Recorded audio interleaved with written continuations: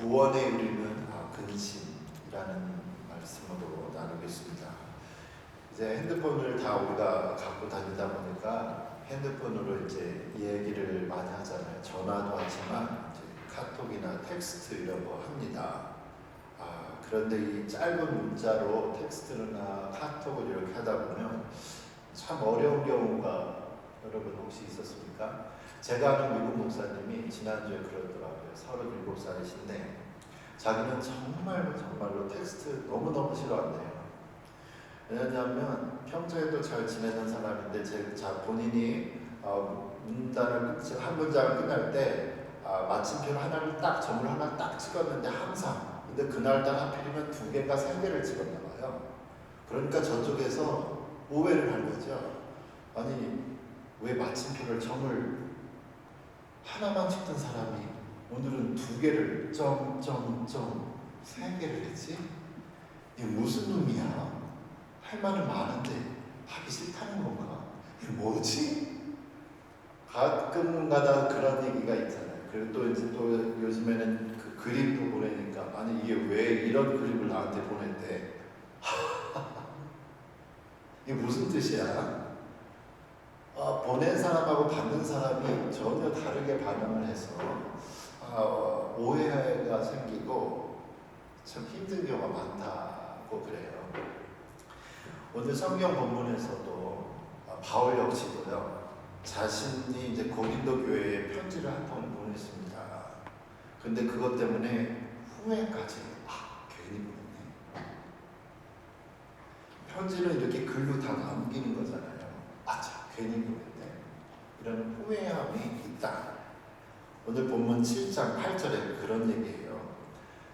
그러므로 내가 편지로 너희를 근심하게 한 것을 후회하였다.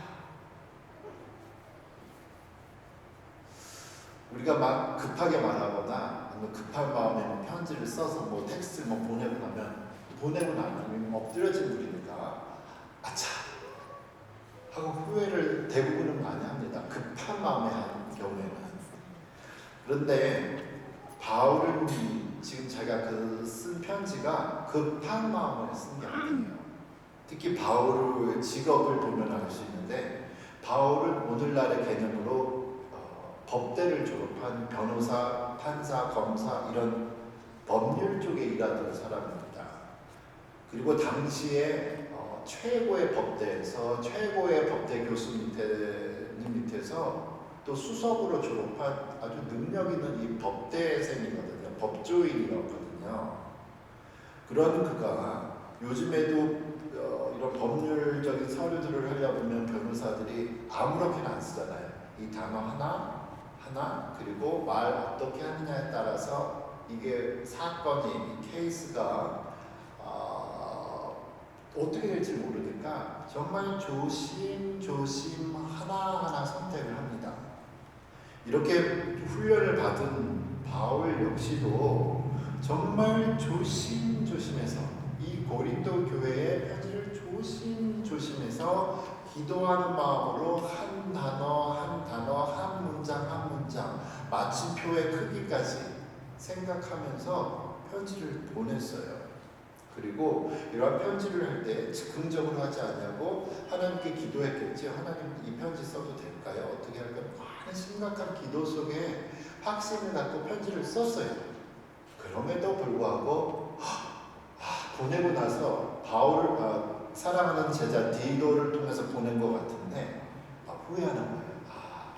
편지 받은 사람이 근심을 할 것 같으니까 잔소리라고 했나 봐요. 마음 상하게 괜히 편지 썼네 라고 바울 역시도 후회할 정도의 편지를 썼습니다. 그래서 오늘 아침에는 바울이 그럼 이 편지를 왜 썼고 무슨 내용이 있길래 이렇게 조심했고 또 하나님의 뜻을 따라서 편지까지 쓴 이 사람이 왜 후회까지 하게 됐는가 알아보도록 하겠습니다. 우리가 오늘 7장, 고린도후서 7장 2절을 보았는데요. 그 앞에 절, 7장 1절이나 그리고 6장 마지막 절에 보면 이런 이야기가 있죠. 고린도후서의 가장 큰 주제 중에 하나였다는 거. 회개한 쫓겨났지만 교회에서 범죄에서 쫓겨난 이 그리스도인들을 그런데 그들이 밖에 나가서 회개했으니까 돌아와야 되는데 교회가 환영을 안 하니까 여러분 마음을 넓혀서 여러분도 마음을 넓혀서 저들을 받아들입시오가 주제예요. 그리고 이제부터는 앞으로 우리가 하나님께서 원하시는 거룩한 행동을 합시다. 그게 그 중에 하나가 바로 이런 형제들을 향해서 여러분의 마음을 넓히는 겁니다 라고 얘기를 했습니다. 그런데 이게 이제 문제가 된 거예요. 바로 문제가 된 거죠. 사람들이 제대로 받아들이면 좋은데요. 그 편지를 받고서 사람들이 마음이 나는 거예요. 바울 당신이 누군데? 아니 당신이 우리 교회 개척한 목사이긴 하지만 떠난 지가 언젠데 왜 우리 보고 이래라 저래라 합니까? 라고 말하는 사람들이 교회 안에 생긴 거예요. 안 그래도 그 전에도 문제가 많은 교회였는데 이제는 바울이 좀 똑바로 사세요 여러분 이 한마디 딱 했다가 교회가 확 더 나눠진 거죠. 당신이 뭔데 우리한테 지금 이렇게 얘기합니까? 라고 이야기를 하는 거예요. 마음이 그 이야기를 듣고 마음이 너무 안 좋은 거죠. 아니 내가 개척한 교회 목사인데 그리고 사랑하는 마음으로 잘못을 좀 지적했으니 아니 왜 이제 나까지 끌어들여가지고 교회가 더 크게 갈라지고 논란이 일어난 겁니다. 그리고 사도 바울에 대해서 안 좋은 소문을 막 내기 시작했죠. 그걸 이제 바울이 들은 거예요. 그래서 오늘 고린도 후서 7장 2절부터는 바울이 자기의 이 사도권에 대한 변론까지 이제 이야기가 시작되면서 이제 끝까지 오늘 고린도 후서 끝에까지 두 번째 주제로 넘어가게 됩니다. 고린도 후서 7장 2절에 이러지요. 마음으로 우리를 경청하라. 우리는 아무에게도 불의를 행하지 않고 아무에게도 해롭게 하지 아니하고 아무에게서도 속여 빼앗은 일이 없다. 바울에 대한 비난이 막 일어나니까 그 앞에 이미 죄인들, 회개한 죄인들을 영접하십시오라고 얘기했던 바울이 이제는 고린도 후서 이 두 번째 편지에서는 이제 나를 좀 영접하십시오. 나는 여러분 정말 아무것도 잘못한 거 없습니다. 제가 여러분에게 목회하는데 그리고 떠나고 나서 여러분에게 아무런 잘못도 한 게 없습니다. 금전적인 이득을 취한 적도 없습니다. 라고 얘기를 하는 거예요. 그만큼 이러한 내용들이 바울이 아주 나쁜 사람이야. 또 헌금도 떼먹었어. 자기가 하고 싶은 대로 다 해. 이런 안 좋은 소문들이 지금 일어나고 있기 때문에 너무 답답하니까 난 정말 잘못한 거 없습니다. 하고 하소연을 하고 있는 거예요. 이러한 교회이지만 고린도 교회이지만 바울은 이 고린도 교회 자기가 개척한 이 고린도 교회를 생각하면 정말 자랑스러웠습니다. 그리고 그러한 자랑스러운 교회가 자기를 받아들이지 않고 안 좋은 소문 나고 자기 때문에 교회가 또 갈라지니까 너무 힘들었어요. 그러한 마음이 두 가지 복합된 마음이 오늘 고린도 후서 7장 4절과 5절에 있는데 1장 7절에서는 정말 얼마나 기뻐하는 모습이 있습니다. 나는 너희를 향하여 담대한 것도 많고 너희를 위하여 자랑하는 것도 많으니 내가 우리의 모든 환난 가운데서도 위로가 가득하고 기쁨이 넘치도다. 이 고린도 교회만 생각하면 자기 때문에 태어난 이 고린도 교회만 생각하면 기뻐요. 자랑할 게 많아요. 그래서 내가 지금 당하고 있는 여러 복잡한 환난 속에서도 교회를 생각하니까 기뻐요. 마치 우리 부모님들이 직장생활, 사회생활 하다 보면 경제적인 이유 때문에 돈 만들어야지 가정에 먹을 것도 주고 아이들 키우고 하니까 밖에서 정말 힘들어하면서 육체적으로 힘들고 정신적으로 힘들고 하지만 집에만 오면 아니면 일하다 힘들 때 아이들 누구를 생각하면 힘이 막 넘친다. 그런 거죠. 군인들이나 경찰서나 누구 이런 사람들 가족이 아니라도 나라와 국가와 사회를 위해서 내가 지킨다는 이러한 자긍심 훈련도 힘들고 외롭고 춥지만 나 때문에 안전이 사회가 안전하고 국가가 안전하다 이런 보람 때문에 기쁨이 넘치는 것과 같습니다. 그런데 엄마 아빠는 바깥에 나가서 정말 힘들게 일을 하는데 아이들을 참아가면서 참 힘들게 참아가는데 근데 집에서 아이들이 자녀들이 부모를 인정을 안 해요. 감사도 안 하고 무시해요. 그럼 더 힘들죠. 군인들이나 경찰서나 소방관 이런 사회 봉사하는 사람들이 목숨 걸고 일하는 사람들이 자기들을 존경은 못해도 안 좋게 이야기하면 일할 맛이 안 나는 거예요. 보람이 안 생기죠. 그런 것 같은 마음을 지금 바울이 자기에 대한 안 좋은 소문이 나니까 7장 5절에 이렇게 표현하고 있습니다. 우리가 마게도냐에 이르렀을 때에도 우리 육체가 편하지 못하였고 환난과 시험이 많은 거예요. 그래서 사방으로 환난을 당하여 밖으로는 다툼이요 안으로는 두려움이었다. 바깥에는 환난을 당하여 복음 때문에 육신의 고통이, 근데 안으로는 두려움이었다. 영어로 fears within이라는 표현을 썼죠. 안에서. 지금 일도 힘든데요. 지금 사역하느라고 환난과 핍박과 굶주림 속에서 그거 육체적인 고통도 힘든데요. 이제는 자기가 태어나게 한 개척교회 한 고린도 교회에서 자기에 대해서 안 좋게 얘기하니까 마음이 무무는 것 그것들을 상하는 거예요. 이러한 표현들을 하게 하는 거죠. 그래서 너무 힘든 거죠. 가뜩이나 편지를 쓴 것이 화나서 쓴 것도 아니고 그렇게 살면 안 됩니다. 하나님 앞에서 바르게 살아야 됩니다 하고 자기가 사랑하는 제자 디도 편에 배운 편지를 보고서 편지 보낸 거 가지고 후회하는 거예요. 괜히 보냈는데 후회하는 거죠. 바울이 자기가 보낸 이 편지 내용을 보고 마음이 연약한 교인들이 또 마음이 상하지 않을까 걱정을 하고 있습니다.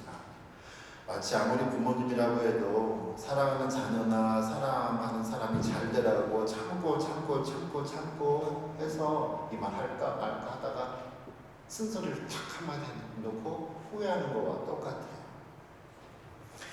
바울이 이러한 마음을 자기는 지금 낙심이라는 표현을 가졌습니다. 후회와 근심이 마음이 탁 낙심이라는 표현을 7장 6절에서 쓰고 있습니다. 그러나 낙심한 자들을 위로하신 자기가 후회하다가 이게 급하게 후회 정도가 아니라 괜히 했네. 그게 자기의 마음이에요. 그러나 낙심한 자들을 위로하시는 하나님이 디도가 오므로 우리를 위로하셨다. 디도 편에 이 편지를 보냈거든요. 근데 후회했죠. 근심했죠. 첫 번째 편지 이거 잘 받아들일까? 근데 디도가 와서 좋은 소식을 보내는 거예요. 무슨 소식이 왔는가? 어떤 반응이 왔는가? 7절에 이렇게 이야기를 하고 있습니다. 그가 온 것뿐 아니요 오직 그가 너희에게서 받은 그 위로로 위로하고 디도가 그 사람들한테 환영을 받은 거죠. 그래서 또 너희의 사모함과 애통함과 나를 위하여 열심 있는 것을 우리에게 보고함으로 나를 더욱 기쁘게 하였다 하세요. 너희의 사모함과 애통함이라고 있습니다. 이게 뭐냐, 무슨 내용인가 이제 보게 되는 거죠. 이 두 번째 편지를 바꿔서요. 이 두 번째 편지를 바꿔서 이 바울에게 이제 마음을 아프게 한 사람들이 우리 선생님이 우리가 자기 때문에 교회가 갈리고 안 좋은 소리 난 것을 들으시고 마음이 아프셨구나 해서 이 사람들도 참 마음이 아픈 거죠. 그래서 참 죄송하다 해서 바울 선생님을 보고 싶어하고 사모하고 싶고 애통해하는 자기들이 잘못한 거에 대해서. 그래서 바울을 위해서 열심히 있는 것을 이제부터는 바울 선생님이 원하는 대로 말씀하신 대로 잘 살아야겠다라고 이렇게 이야기를 하는 거죠. 그래서 이렇게 결과가 좋으니까 바울이 보내고 나서는 어떤 반응이 있을지 모를 때는 후회까지 하고 낙심까지 했는데 디도가 와서 좋게 반응이 왔다는 소식을 듣고서는 기뻐하죠. 그게 7장 8절입니다. 보시면 7장 8절에 그러므로 내가 편지로 너희를 근심하게 한 것을 후회했으나 지금은 소식을 듣고 나서는 후회하지 아니함은 그 편지로 너희로 잠시만 근심하게 한 줄을 압니다. 그 편지가 처음에 잠깐만 그리고 나서 모든 게 다 좋아졌다라고 이야기를 하는 거죠. 지금 이래서 바울은 사람들이 그의 잘못을 지적하는 편지를 보고 괴로워할 것을 알았다 이거예요. 그런데 지금 잠깐 근심했다고 합니다. 그리고 그 근심이 어떻게 되냐? 회개까지 이르게 된다 하고 격려하죠. 그게 바로 9절의 내용입니다. 9절 내용이에요. 9절의 내용을 보면 내가 지금 기뻐함은 너희로 근심하게 하는 까닭이 아니요 도리어 너희가 근심함으로 회개함에 이르는 까닭이라. 너희가 하나님의 뜻대로 근심하게 된 것은 우리에게서 아무 해도 받지 않게 하려 함이라 고 말씀을 하고 있습니다.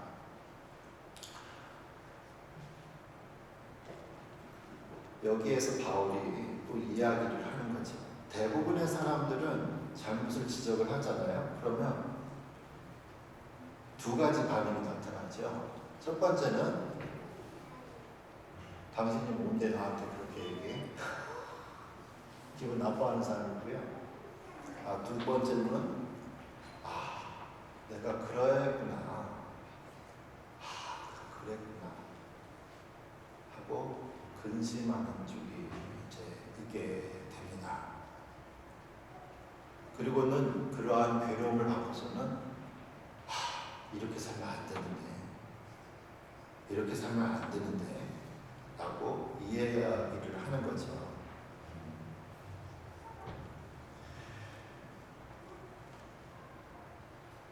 그런데 그러한 후회가 오고 나서 또 다른 근심을 하는데 받아들인 사람들도 안 받은 사람도 있지만 받아들인 사람 가운데서도 그 후회와 근심이 두 가지로 또 나타납니다. 10절을 한번 보도록 하죠. 10절을 한번 보시면 하나님의 뜻대로 근심하는 근심은 후회할 것이 없는 구원에 이르게 하는 회개를 이룬다. 그리고 세상의 근심은 사망을 이룬다고 이야기를 하고 있습니다. 똑같은 근심인데 하나님 뜻대로 하는 근심은 구원을 이루고 그런데 세상 근심은 사망을 이룬다. 무슨 뜻일까요? 똑같은 근심인데 하나님의 뜻대로 하는 근심은 구원을 회개해서 구원을 그리고 세상 근심은 사망. 베드로와 가룟 유다가 둘 다 똑같이 예수님을 배신하죠. 가룟 유다는 예수님을 팔았습니다. 팔아넘겼죠. 십자가에서 죽도록. 자기가 잘한 줄 알았어요. 처음에는. 그래서 은 30장을 받고 선생님 팔아넘겼잖아요. 그런데 예수님이 막 채찍 맞고 죽으러 가게 되니까 이거 자기가 생각하는 게 아니에요.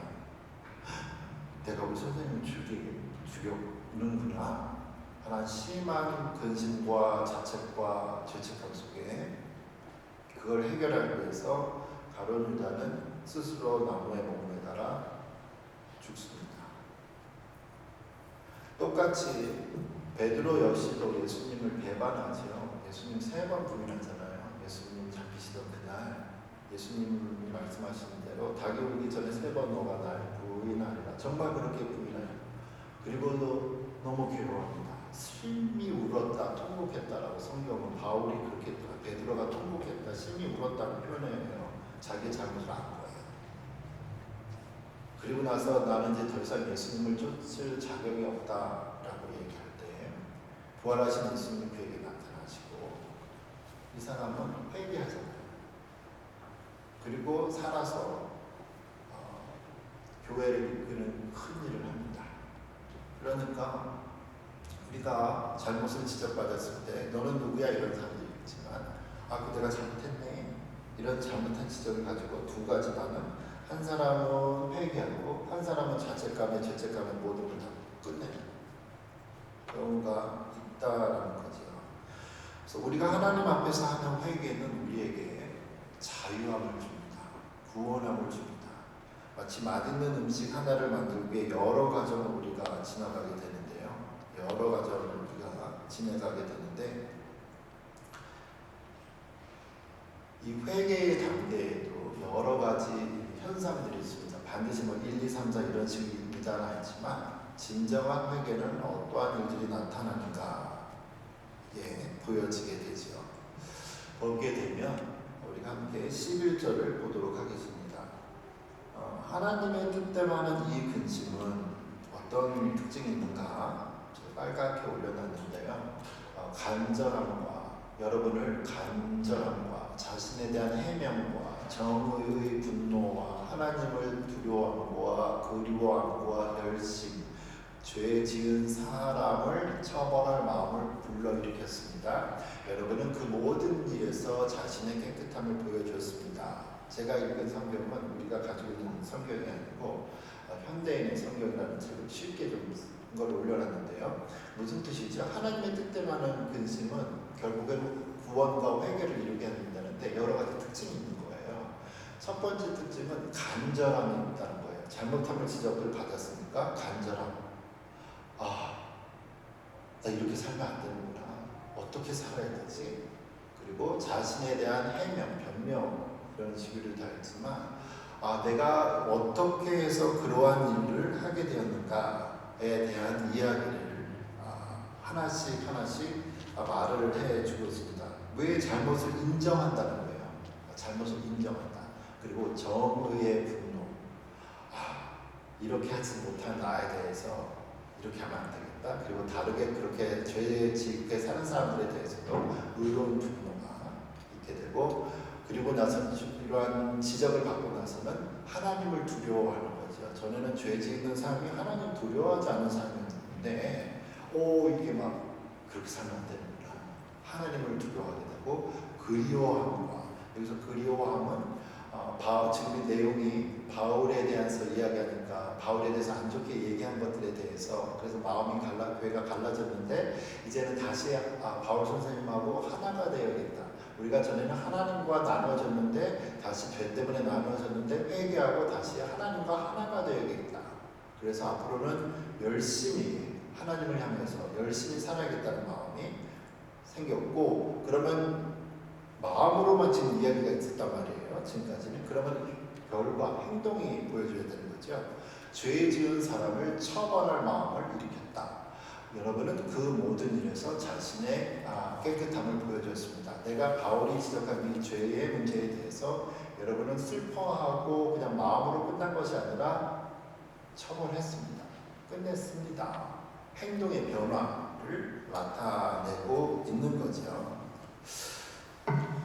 그래서 우리가 기뻐하는 회개는 뭔가 우리를 기쁘게 하는 회개는요 단순히 마음으로 하는 게 아니라 마음의 갈등으로 시작해서 보이는 행동이 있어야 된다. 삶의 변화까지 있어야 된다고 바울이 이야기를 하는 거죠.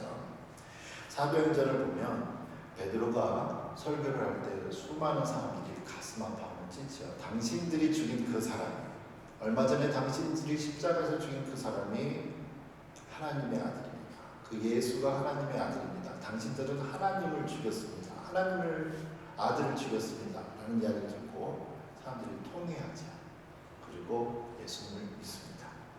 그리고 사도행전에 보면 이방 지역인 에베소 지역에서 복음이 전파되고 사람들이 받아들여요. 회개하는 의미로 어떻게 했냐? 에베소 지역에 있었던 사람들이 그 마술을 하느라고 거든 마술책들을 막 불을 태워요. 불을 태웠는데 그때 태워진 마술책 우리들이 막 화나고 어떨 때는 술병을 깨든지 총을 녹이든지 이런 식으로 하죠. 다 사람들이 모여서 그때 불태워진 책, 마술책의 값이 오늘날 환산하면 40억 원입니다. 40억 원. 집안에는 얼마나 책들이 많았어요. 얼마나 안 좋은 이단이나 이러한 미신 사상이 강했으면 불태워진 책 값이 오늘날 40억 원어치를 다 태워버렸어요. 그 의미는 더시는 우리가 마술이나 미신을 안 따르겠습니다 하는 결의를 보여드리는 거죠. 이렇게 오늘 바울이 쓴 이 편지, 우리가 편지라는 얘기가 많이 나왔는데 무슨 바울을 마음 아프게 든 편지는요, 고린도 전서가 있고 오늘 읽었던 고린도 후서가 있죠. 고린도 전서를 보내고 나서 사람들이 마음이 안 좋다는 이야기를 듣고 두 번째 편지를 또 쓴 거예요. 그러니까 세 개가 편지가 있습니다.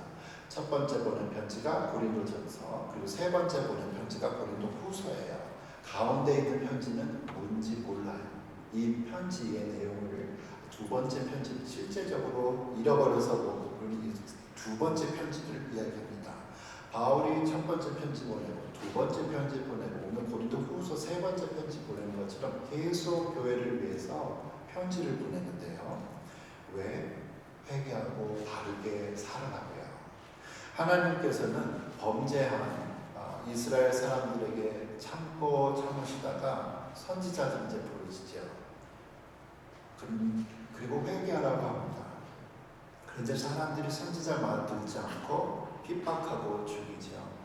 하나님께서 이스라엘의 역사, 나라 건국 500년 동안 수없이 선지자들을 보내셨습니다. 바르게 살아라, 돌아와라, 내 뜻대로 살아라, 다 죽이죠. 그리고 나서 사람들이 다 하나님의 선지자들을 받아들이지 않으니까 참다가 하나님께서 마지막으로 예수님을 보냈습니다. 예수님이 이 땅에 오셔서 사람들에게 회개하고 하나님의 길로 오라고 얘기하다가 십자가에서 죽으셨습니다. 예수님을 믿으면 우리에게는 자유함이 있습니다.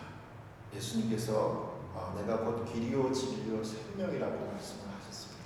진리입니다. 정답입니다. 우리가 학교에서 시험을 볼 때 학교의 시험 문제가 힘드는 것은 정답을 몰라서 그러잖아요. 우리의 인생에 있어서 우리의 인생이 왜 힘들까? 정답을 모르니까. 삶의 모든 공식에서 학교의 시험에서 정답만 알면 쉬울 텐데 성경은 예수님이 진리라고 말씀을 하고 있습니다. 정답이라고 말씀을 하고 있습니다. 시험 문제 볼 때 아무리 똑같은 문제를 100번을 다른 방법으로 해도 틀린 방법으로 100번 해도 정답 안 나오죠. 인생의 모든 문제 이렇게 하고 저렇게 해도 수천 번, 수만 번을 해도 정석으로 바른 방법으로 풀지 않으면 풀리지는 않습니다. 그 바른 방법이 바로 예수님이라는 거죠. 여러분의 인생의 문제와 죄의 문제로 고통당하고 있는 그곳에 예수님이 정답 대신 예수님이 들어가셔서 우리를 근심하게 하고 또 회개하여 구원에 이르러 우리에게 자유와 평강을 주시는 그 귀한 은혜가 우리에게 있기를 소원합니다. 기도하겠습니다. 살아계신 하나님 아버지,